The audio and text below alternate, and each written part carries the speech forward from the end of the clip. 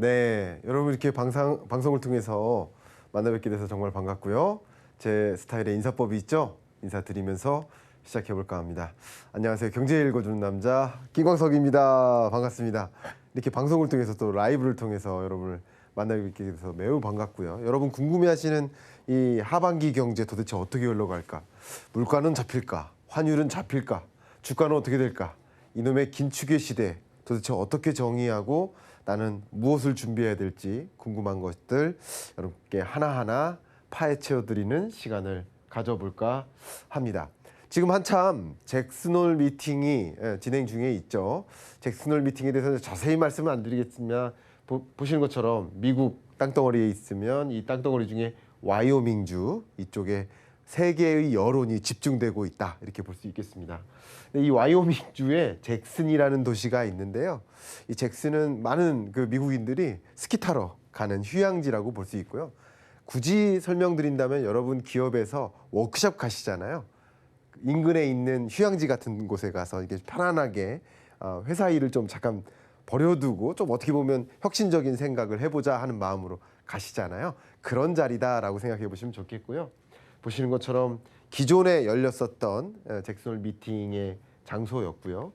보시면 이렇게 산이 보이죠. 네, 이 잭슨 홀이라는 이 단어, 홀이라는 단어가 우리나라로 치면 그 논산, 금산, 연산 할 때 이 산자가 붙잖아요. 그 산의 의미, 골짜기를 뜻하는 그런 단어입니다. 역시 휴양지로서 잭슨홀 미팅이 열리는 곳 이렇게 생각하시면 좋겠는데 이 잭슨홀 미팅에 왜 이렇게 세계 경제가 주목을 할까? 잠깐 작년 잭슨홀 미팅으로 돌아가 보겠습니다. 2021년인데요. 너무나 유명한 두 교수님이시죠. 서머스 그리고 크루그먼 두 분이 뭔가 다른 의견을 제시했어요. 이 서머스 교수님은 인플레이션이라는 이 현상이 단기적인 일이 아니다. 구조적인 일이다. 매우 장기적인 일이다. 지금부터 인플레이션을 잡기 위해서 노력해야 된다라고 정리를 했고요. 이 노벨상 수상자이시죠. 크루그먼 교수님께서는 아니다. 인플레이션은 이제 잡힌다. 일시적인 일이다. 22년에는 물가 문제 없을 것이다. 라고 했습니다. 그러나 결과적으로는 인플레이션이 장기화됐고 어떻게 보면 이 크루그먼 교수님께서 내가 잘못 판단했었다라고 시인하는 그런 회견 같은 것들도 있었죠. 굉장히 많이 주목했었죠. 근데 결과적으로는 제롬 파월 연준 의장이 두 어떻게 보면 경제학계 구루 중에 인플레이션은 일시적이다라는 그 입장을 취했었다라고 볼 수 있는 거죠. 그래서 어떻게 됐습니까? 인플레이션 일시적이라고 작년에도 계속 얘기했는데 인플레이션이 일시적인 게 아니라 장기화됐고 그 장기화되는 과정에서 연준의 통화정책 의사결정이 틀렸다. 연준의 실패 아니냐라는 것을 주목했었던 것이죠. 그래서 21년 잭슨홀 미팅 때 많이 얘기했었던 것이 테이퍼링은 시작하겠지만 이 물가가 작년에도 일시적인 일이기 때문에 굳이 물가 잡겠다고 우리가 뭐 금리 인상하거나 그러지까지는 않겠다. 뭐 이런 식으로 표현을 했었던 겁니다. 그래서 소위 말하는 연준의 실패 뭐 이렇게 표현을 많이 하고 있죠. 그런데 지금 등장하는 대주제는 과연 인플레이션 정점 찍었나 이겁니다.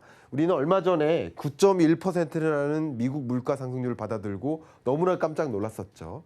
그리고 7월 물가 상승률은 8.5%로 조금은 하향 안정화되는 모습이지만 그걸 보면서 인플레이션 정점 찍었나?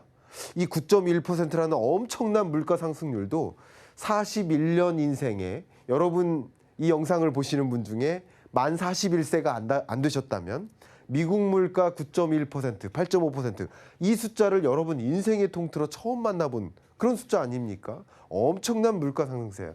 미국의 이 목표 물가가 2%인데 그걸 상회하면 인플레이션이라고 볼 수 있겠죠. 근데 2%를 넘었는데 그게 단순히 2%가 아니라 그것의 2배 수준인 4%를 초과하니까 초인플레이션이라고 표현해 볼 수 있겠고 4%가 아니라 그것의 또 2배인 8%를 초과하니까 이거는 도대체 뭐라고 이름을 붙여야 될지도 모를 만큼 초인플레이션. 이거는 굉장히 가혹한 인플레이션이다라고 강조를 하도록 하겠습니다. 근데 말씀드렸던 것처럼 9.1%를 찍었고 그리고 하향 안정화되는 것처럼 느꼈으면서 지난주까지만 한번 회상해 보세요. 지난주까지만 해도 물가 정점 찍었구나. 이제 떨어지는 일만 남았구나라고 판단하면서 시장이 안도를 하는 거야. 아, 이제 미국이 이렇게 강력한 긴축 행보를 가져갈 필요가 없겠구나라고 판단을 하면서 환율도 조금 안정화되고 주가도 반등하고 그런 모습들이 지난주에 있지 않았습니까? 근데 이번 주에 무슨 일이 있어요? 갑자기 7월 달에 열렸던 FOMC 회의록. FOMC 회의록이 이번 주에 발표가 됩니다. 원래 회의록이 뒤늦게 발표가 되거든요. 근데 그 회의록이 뭡니까? 제가 누누이 여러분들께 말씀드리는 게 뭐냐면요. 부디 여러분이 투자 의사 결정한다면, 장기 투자하시겠다면 제롬 파월의 마음을 읽어라. 한국은행 총재의 마음을 읽어라. 다시 말씀드리면 나를 제롬 파월이라고 가정해놓고 투자 의사 결정하라. 그럼 굉장히 편해집니다. 제롬 파월의 마음을 읽어야 되는데 읽는 방법이 뭐 있어요? 그렇죠. FOMC 회의록을 읽어보면 되는 거죠. 읽어보고 있는데 갑자기 뭐라고 합니까? 인플레이션 정점 안 찍었다. 장기화될 수 있다. 그래서 강력하게 인플레이션을 잡기 위해서 기준금리 인상 더 단행해야 된다라고 읽어 나가는 겁니다. 그래서 22년 지금 특히 이번 주 갑자기 강달러가 나오고 와 금리 인상 더 하겠네. 우리는 그렇게 금리 인상하지 못하는데 미국은 계속 할 것 같네. 더더군다나 앞에 말씀드렸던 잭슨홀 미팅이 바로 지금 이 시간에 개최되고 있지 않습니까? 물론 시차가 좀 있습니다만 오늘 밤 9시 같아요. 제롬 파월 연준 의장이 연설을 합니다. 그 연설 결국 제롬 파월은 지금 미국의 인플레이션을 어떻게 진단하나 그것에 따라서 모든 것이 달려있다. 지금 일어나는 모든 경제 현상은 물가, 금리, 시장 이 3단계입니다. 물가가 너무 높으니까 물가를 잡자고 금리 인상하고 금리 인상을 하다 보니까 시장에 영향을 미쳐요. 어떤 시장이죠? 외환시장, 달러 강세가 나와요.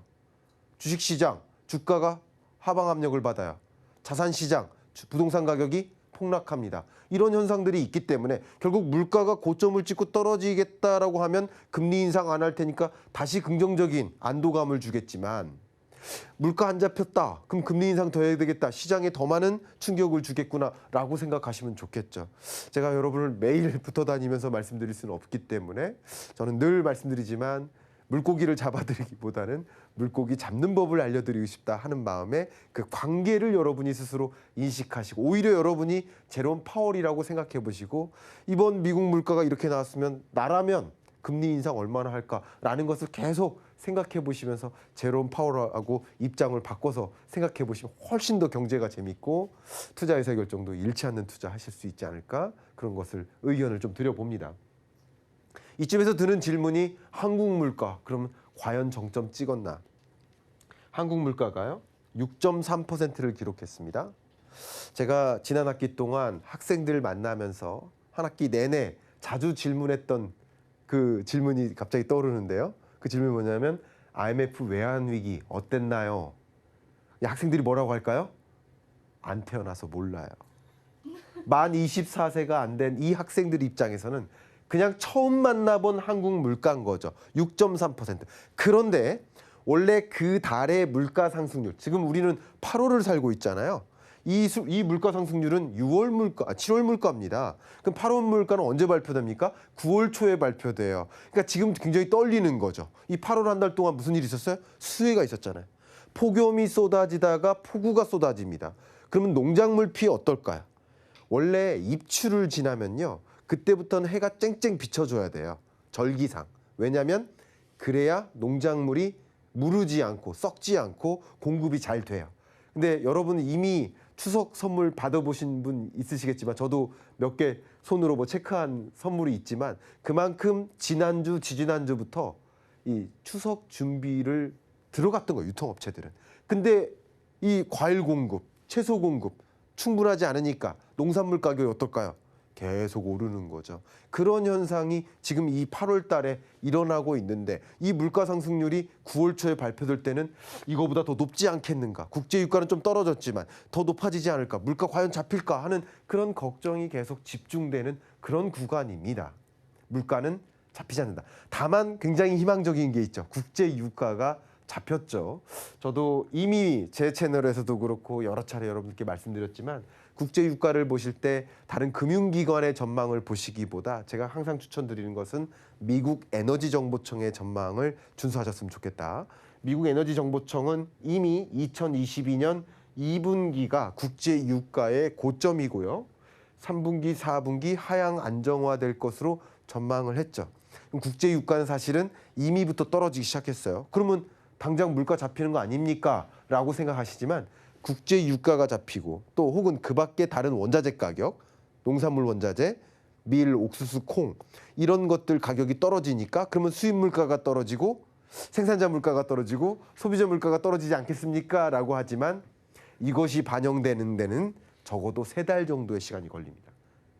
그러니까 국제 유가 떨어졌다고 해서 그달 바로 물가가 떨어지는 것이 아니다. 이렇게 말씀을 드리고요. 또 한 가지 이미 국제 유가나 원자재 가격이 떨어지기 시작했지만 그 과정에서 같이 찾아온 게 뭐죠? 강달러예요. 그러니까 어떻게 보면 원자재 가격이 하락한 그 분만큼 강달러가 상쇄시켰어요. 그러니까 우리나라 입장에서는 물가 하락 요인이 그렇게 없다. 그런 국면이다. 굉장히 고심이 짙은 그런 구간입니다. 그래서 금리를 얼마나 인상할까? 연준은 이미 23년 중반까지 금리를 인상해 나가겠다라고 제시를 했었는데 얼마 전까지만 해도 그랬지만 최근에 7월 기준으로 IMF는 뭐라고 판단했냐면요. 보시는 것처럼 22년 연내에 금리 인상을 다 마무리하고 23년에는 이제 금리를 인상하다 보니까 뭐를 용인합니까? 안타깝지만 경기 침체를 용인하는 거예요. 금리 인하는요, 쉽게 말하면 인공호흡에 해당됩니다. 사람이 쓰러졌어요. 인공호흡해서 경기를 부양시키는 게 금리 인하예요. 제로금리를 도입했어요. 근데 아직 다 안 살아났는데 금리를 인상하는 겁니다. 다른 말로 아직 다 안 살아났는데 인공호흡을 멈추는 거예요. 그게 경기 침체인 거예요. 그런 국면에 놓여 있다라고 생각을 하고요. 그런 관점에서 금리 인상을 통해서 결국은 경기 침체가 찾아오니까 경기 침체 속에서 물가가 잡히지 않겠느냐. 그러니까 미국 경제 성장률이 계속 하향 조정 되고 있습니다.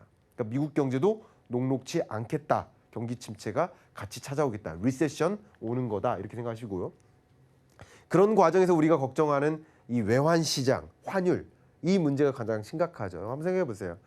1,300원을 초과했던 경제, IMF 외환위기 때, 그리고 글로벌 금융위기 때, 그리고 이번입니다. 그러니까 1,300원을 넘는 것 자체가 좀 이상한 일일 만큼 굉장히 강한 강달러도 아니고 킹달러입니다. 그 킹달러 시대인데 계속 강달러 올까? 오죠. 강달러 시대는 멈추지 않을 겁니다. 다만 업앤다운은 있겠죠. 왜 강달러가 계속 나타날까요? 제가 작년 22년 경제전망에서 그렇게 말씀드렸기 때문입니다.